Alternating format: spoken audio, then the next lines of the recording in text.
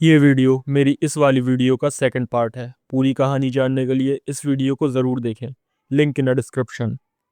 लेकिन बाहर की दुनिया कहाँ रुकने वाली थी। रामगढ़ के महल में किसी का गुस्सा उबाल मार रहा था। पुरानी रंजिश की आग अभी बुझी नहीं थी। कहानी कुछ ऐसी है। करीब 1724 में रामगढ़ के राजा पदम सिंह ने अपनी रानी के लिए पश्चिम बंगाल के छालदा से साड़ियाँ, जेवर और श्रृंगार की सामग्री मंगाई थी। रामगढ़ का सेनापति और उसका छोटा लश्कर दुर्गापुर के रास्ते से गुजर रहा था।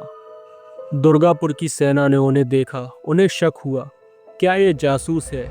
रामगढ़ के सेनापति को बंदी बना लिया गया। साड़ियाँ और जेवर जब्त कर लिए गए। यहाँ तक तो सब ठीक था, लेकिन राजा दुर्गा प्रसाद ने उन साड़ियों को महल की एक नाचने वाली को पहना दिया। खबर रामगढ़ पहुंची। ये सुनने के बाद राजा पदम सिंह का खून खौल उठा। अपमान इतना बड़ा था कि बदला लेने के अलावा कोई और रास्ता नहीं बचा था। राजा ने अपनी पूरी सेना तैयार की और ठीक होली के दिन दुर्गापुर पर हमला कर दिया। होली का उत्सव था। दुर्गापुर में रंगों की जगह अब सिर्फ डर था। लेकिन रामगढ़ की सेना रुकी नहीं। घोड़े दौड़े, तलवारें निकली, घमासान युद्ध शुरू हुआ। राजा दुर्गा प्रसाद घोड़े पर सवार होकर मैदान में उतरे। उनकी सेना कमजोर थी, क्योंकि होली के दिन राजा अपने बेटे की मौत का शोक मना रहे थे। रामगढ़ की सेना ने किले को चारों तरफ से घेर लिया। युद्ध में बहुत खून खराबा हुआ। इसी युद्ध के बीच राजा दुर्गा प्रसाद एक तीर से घायल हो गए। खून में लथपथ जमीन पर लेटे। उनकी आंखों में अब भी वही क्रोध था, लेकिन अब दर्द ज्यादा था। मरते वक्त उन्होंने अपनी प्रजा की तरफ देखा और आखिरी सांस ली। राजा की मौत की खबर सुनने के बाद दुर्गापुर की रानी ने खांजो नदी की तरफ दौड़ गई। नदी के किनारे खड़ी हुई और नदी में कूद गई। नदी की लहरों में उनकी चीखें गूंजी और फिर एक गहरा सन्नाटा। राजा चला गया, रानी चली गई, दुर्गापुर हार गया। युद्ध जीतने की खुशी में राजा पदम सिंह ने दुर्गापुर में एक बार फिर होली का उत्सव मनाया। उसके बाद गांव में फिर महामारी फैली, फसलें जल गई, मौतों का सिलसिला शुरू हुआ। पहले कुछ दिन लोगों को लगा शायद ये एक सहयोग है। फिर गांव वालों ने देखा, जब भी कोई रंगों को छूता या कोई होली का जश्न मनाने की कोशिश करता तो कुछ न कुछ अनहोनी हो जाती। गांववासी डर के मारे इकट्ठे हुए। वे राजा की पुरानी हवेली की तरफ चल पड़े, जो दुर्गा पहाड़ी पर थी।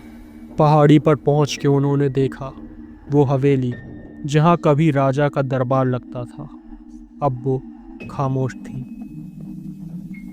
चांद की रोशनी में पहाड़ पर एक ठंडी हवा बह रही थी।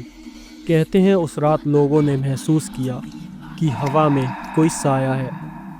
एक ठंडी गहरी सांस, जैसे कोई दूर से उन्हें देख रहा हो। उन्होंने राजा की याद में एक छोटी सी पूजा की, फूल चढ़ाए, दिया जलाया और उसी पल एक पुरानी कहानी की शुरुआत हुई। समय के साथ लोगों ने राजा दुर्गा प्रसाद की आत्मा को ही बाबा बदराव के रूप में पूजना शुरू किया। कुछ जगह उन्हें बड़गांव बाबा भी कहा जाता है। लोगों को विश्वास हो गया था कि अब राजा की आत्मा बाबा बनकर गांव की रक्षा कर रही है, लेकिन उनका क्रोध आज भी जिंदा है। लोगों को पता था बेटे की मौत के बाद राजा को रंगों से नफरत हो गई थी। कहा जाता तब से ही बाबा को सफ़ेद चीज़ें चढ़ाई जाती, सफ़ेद फूल, सफ़ेद चावल, खीर। और ये सिर्फ बातें नहीं हैं। कई बार कोशिश हुई और हर बार मौतें आईं। एक बार मल्हार जाति के खाना बदहोश, मतलब ऐसे लोग जो कभी एक जगह नहीं रुकते, वो लोग गांव में 8 दिन रुके। उन्हें लगा ये बस पुरानी कहानियां हैं। उन्होंने होली मनाई, रंग लगाए, गाना गाया और उसी रात 4 लोगों की मौत हो गई। सुबह तक गांव में चीखें गूंज रही थीं। इसके बाद 1950 से 1960 यानी आज़ादी के दशक में कुछ युवाओं ने आज़ादी की खुशी रंगों से मनाई। उसी साल गांव में दर्जनों पशु मर गए। फसलें 3 साल तक नहीं हुई। महामारी फैली। लोगों को वो सारी पुरानी कहानियां याद आ गई। आज भी होली के दिन दुर्गापुर में सन्नाटा छा जाता है। सड़कें खाली, घरों के दरवाजे बंद, कोई रंग नहीं, कोई हंसी नहीं, ना कोई शोर शराबा, बस प्रार्थना। यहाँ तक कि पड़ोसी गांव वाले भी यहाँ के लोगों पर रंग नहीं डालते, क्योंकि उन्हें डर है उस श्राप का।